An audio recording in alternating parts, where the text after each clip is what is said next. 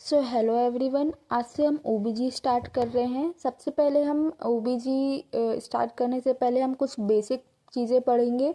उसके बाद फिर हम टॉपिक पे आएंगे। तो सबसे पहले हम इंट्रोडक्शन ऑफ द ओबीजी देखेंगे। तो ओबीजी में हम दो चीज़ें पढ़ते हैं, gynaecology and obstetric. So gynaecology क्या होता है? Study of female reproductive system and its disorder is called gynaecology.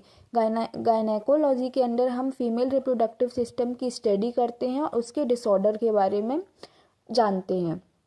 फिर ऑब्स्टेट्रिक में क्या होता है? Study related pregnancy and its disorder. मतलब ऑब्स्टेट्रिक में हम प्रेगनेंसी से रिलेटेड स्टडी करते हैं और उससे जो भी डिसऑर्डर रिलेटेड रहते हैं प्रेगनेंसी से, उसके बारे में स्टडी करते हैं। लेकिन रिप्रोडक्टिव एज क्या होती है? 15 to 45 ईयर। लेकिन इस टाइम पे प्रेगनेंसी उसको कंसीव अगर रहती है तो हम किस पे स्टडी करते हैं? उसको ऑब्स्टेट्रिक में स्टडी करते हैं। देन हम देखेंगे andrology. Andrology is the branch of the science in which we are studying the male reproductive system. एंड्रोलॉजी एक ब्रांच है साइंस की जिसमें हम क्या करते हैं? मेल रिप्रोडक्टिव सिस्टम की स्टडी करते हैं। तो हम देखेंगे कि फीमेल रिप्रोडक्टिव सिस्टम और मेल रिप्रोडक्टिव सिस्टम में क्या डिफरेंस होता है। तो जो ovary is the basic structure of female reproductive system. जो ओवरी है वो बेसिक एंड फंडामेंटल स्ट्रक्चर है फीमेल रिप्रोडक्टिव सिस्टम की। And the testis is the basic structure of the male reproductive system. और जो टेस्टिस है वो है basic and fundamental structure of the male reproductive system. तो ये आपको याद रखना होगा, जो ओवरी है वो फंडामेंटल स्ट्रक्चर ऑफ फीमेल है और जो टेस्टिस है वो fundamental structure of the male body है। फिर हम देखेंगे कि जो ओवरी है वो क्या होता है? फॉर्मेशन ऑफ ओवम करता है। और जो टेस्टिस है वो क्या करती है? फॉर्मेशन ऑफ द स्पर्म करती है। फिर ओवरी से क्या रिलीज होता है? एस्ट्रोजन हार्मोन रिलीज होता है, जो क्या करता है? डेवलप करता है सेकेंडरी सेक्सुअल कैरेक्टरिस्टिक को। ऐसे ही जो मेल रिप्रोडक्टिव सिस्टम में जो टेस्टिस होती है उसमें क्या होता है? उससे क्या रिलीज होता है? टेस्टोस्टेरोन। ये भी क्या करता है? Develop of the secondary sexual characteristic. फिर हम देखेंगे जो फॉर्मेशन ऑफ ओवम होता है, किससे फॉर्मेशन ऑफ ओवम होता है? By the process of oogenesis. ठीक है, इसमें क्या होता है कि 23 क्रोमोजोम होते हैं जो हैप्लॉइड सेल होते हैं। और यहाँ पर क्या होता है? Formation of sperm by the process of spermatogenesis. यहाँ भी 23 क्रोमोजोम्स होते हैं जो हैप्लॉइड सेल्स होते हैं।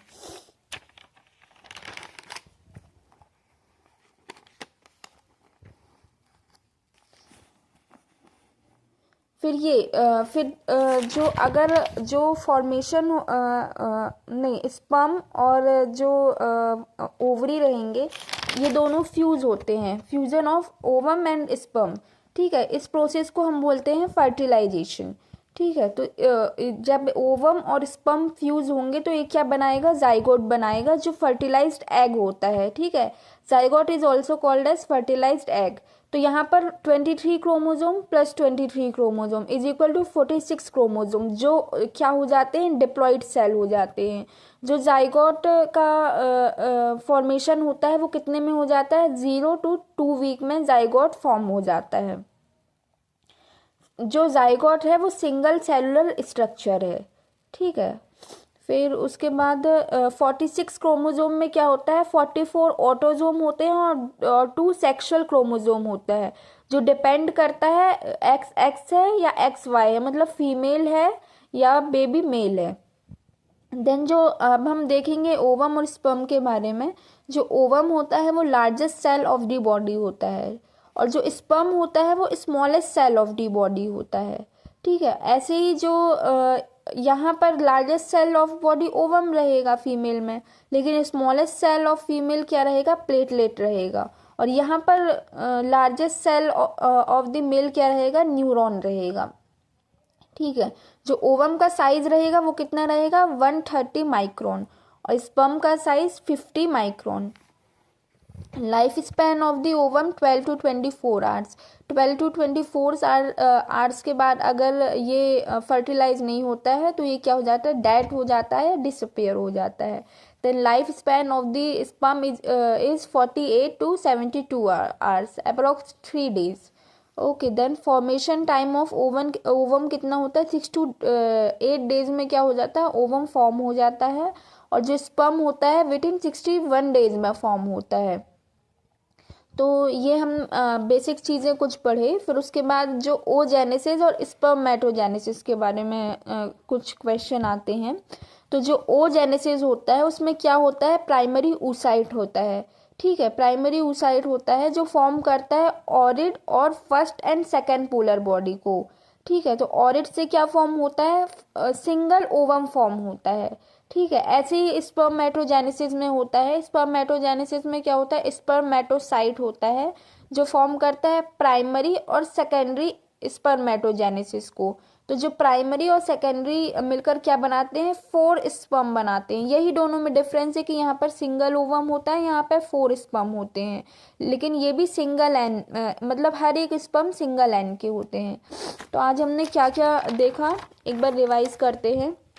सबसे पहले इंट्रोडक्शन ऑफ द ओबीजी ओबीजी में हमने देखा गायनेकोलॉजी क्या होता है. तो study of female reproductive system, और जितने भी उससे रिलेटेड डिसऑर्डर होते हैं वो हम किस में पढ़ते हैं? गायनेकोलॉजी में पढ़ते हैं. ऐसे ही ऑब्स्टेट्रिक क्या होता है? Study related to pregnancy and its disorder. जितनी भी हम प्रेगनेंसी के बारे में स्टडी करते हैं और उसकी डिसऑर्डर के बारे में स्टडी करते हैं, किसके अंडर पे? ऑब्स्टेट्रिक के अंडर पे. जो रिप्रोडक्टिव एज होती है 15 to 45 ईयर. फिर हमारी एक साइंस की ब्रांच है जिसे हम बोलते हैं एंड्रोलॉजी. एंड्रोलॉजी क्या होता है? Study of the male reproductive system. फिर हमने फीमेल रिप्रोडक्टिव सिस्टम और मेल रिप्रोडक्टिव सिस्टम में डिफरेंस देखे थे. जो ओवरी है वो फंडामेंटल स्ट्रक्चर है फीमेल का, और मेल का फंडामेंटल स्ट्रक्चर क्या है? टेस्टिस है. ओवरी क्या फॉर्म करता है? ओवम. और टेस्टिस क्या फॉर्म करता है? स्पर्म. ठीक है, फिर ओवरी क्या रिलीज करेगा? एस्ट्रोजन हार्मोन, जो सेकेंडरी सेक्सुअल कैरेक्टरिस्टिक को डेवलप करता है. ऐसे ही टेस्टिस क्या करेगा? टेस्टोस्टेरोन रिलीज करेगा, जो सेकेंडरी कैरेक्टरिस्टिक को डेवलप करता है मेल में. फिर जो फॉर्मेशन ऑफ ओवम होता है कौन से प्रोसेस से होता है? ओजेनेसिस. और फॉर्मेशन ऑफ स्पर्म कौन से प्रोसेस से होता है? स्पर्मेटोजेनेसिस. यहाँ पर भी 23 क्रोमोसोम्स रहेंगे हैप्लॉइड सेल में, और यहाँ पर भी 23 क्रोमोसोम रहेंगे हैप्लॉइड सेल में.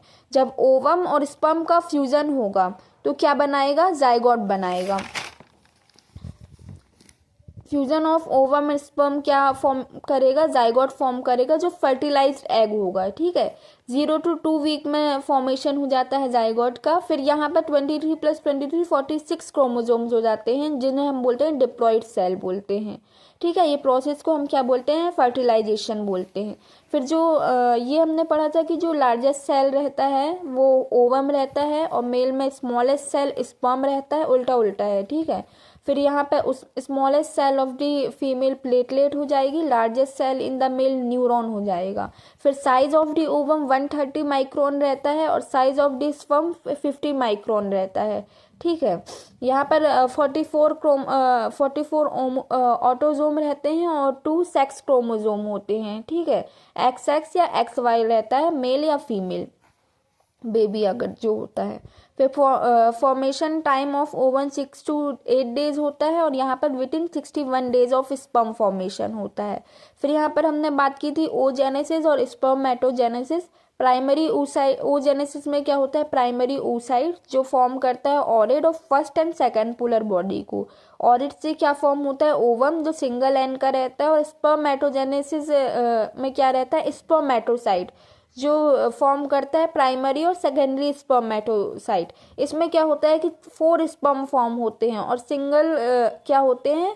सिंगल एन के होते हैं. तो आज के लिए इतना. फिर कल से हम topic by female reproductive system start करेंगे. Thank you.